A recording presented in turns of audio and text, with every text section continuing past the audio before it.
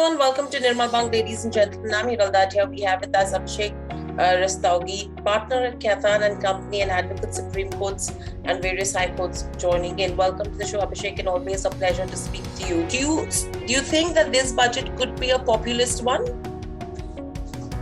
Not too much of it will be towards the populist measure because, frankly, the populist measure also means that there'll be less of tax collection. Now, if we see a lot of these infrastructure projects which are there, the government needs to complete a lot of these projects by 2024. So I think this year it may not be a populist measure. If that happens, this budget cannot be a very populist budget, at least not this year. Correct, but that's going to put the government pretty much in a catch-22 situation as well with the elections in 5 states which are coming up. So that's something that the government will have to consider. And the second factor that they need to consider on this front that we're talking about is with regards to the Omicron wave as well, because no one really knows how big an impact Omicron has had with regards to different businesses go yet. There is an impact. Few businesses have not really seen much. So it's still a catch-22 situation for the government. Don't you think so? No, I think you're absolutely right. And if I were to answer that question, I would answer it very, very differently. I think there are 2 sectors which government must focus by way of incentivizing, by way of the direct benefit going to the consumers and so on and so forth. And I think one is education and second is health. Now, why health? Today, the country has seen in last almost 2 years the impact which has been created because of this pandemic. We do not want to get into the situation where we do not have health infrastructure.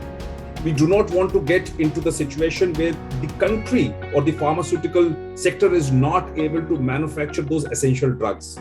So I think one on the cards certainly be to reduce customs duty impact on certain of those raw materials which are used today to indigenously manufacture these medicines in India. So I think health sector is certainly the focus area. Second is very important again is education. Today, if you see last 20 months or 24 months, the way the education services are getting imparted, it has completely changed. The dynamics have changed. Will it become real for future? I don't know. Will it become hybrid for future? I don't know. But yes, as we speak, it has become a reality. We need technology upgradation to happen in educational sector. Be it at what level, state level, education institutes, private run institutes, or the most modern institutes.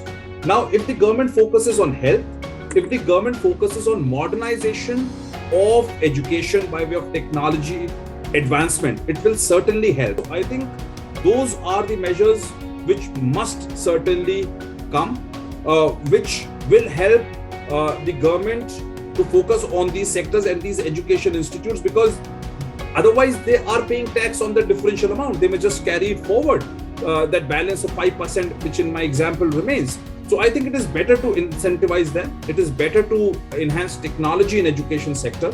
So I think health and education must remain the focus area of the government if they have to look at on a holistic basis. So when you mentioned about health and education as well, another aspect that everyone is considering is easing of the tax burden of 18% on term insurance policies.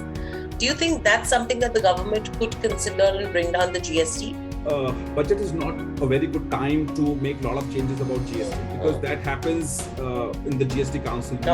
Yeah. Today we know that fiscal federalism is today at its peak with all of these decisions with respect to GST being taken by the GST Council. It may not happen in the near future, but whether that should happen or not, I am a firm believer that 18% on term insurance is a high tax. This must reduce, can reduce. So I think the government at some stage may think of rate rationalization for GST as well.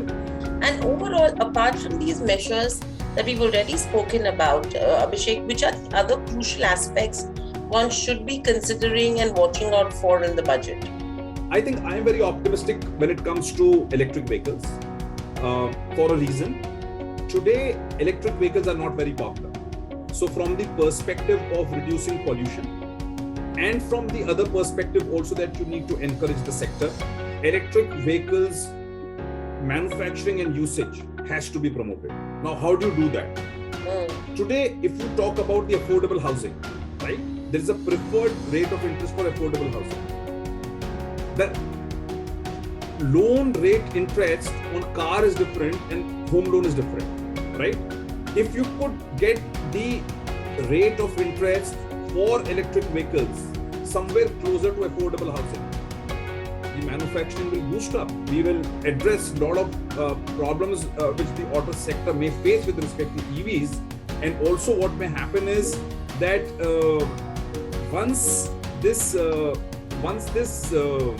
production increases and the usage of EVs increases, the pollution and all other problems are also resolved to a very large extent.